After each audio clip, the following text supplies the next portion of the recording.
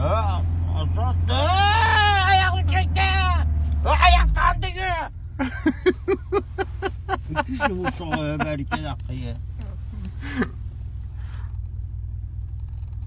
Öbür amca avrot verin ha.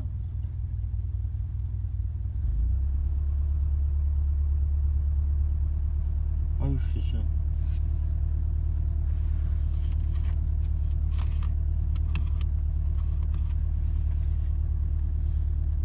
Sal vira. Bas muhta, gaz ver.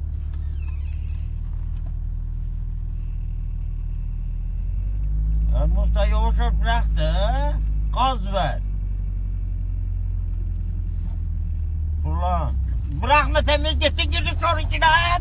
Motor muhta bas. Muhta bas. Ne işte ne? Gitsen bir ya. Ne işte Dönüp de. Yok bu ne işte?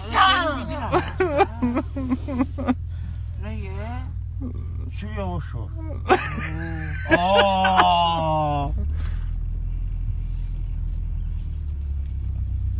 Nasıl su var be? Dedi de dönüp gidiyordum be. Belki biri moşunu gel tramvay Hadi ya. gel lan hadi moşun var. Ama sen tahliye bilmiyorsun moşunu ya. O kişiyle bıçağı.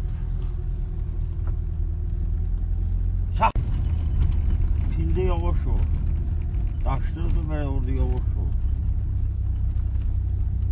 Bu yana dönüp böyle. Damlısıyla.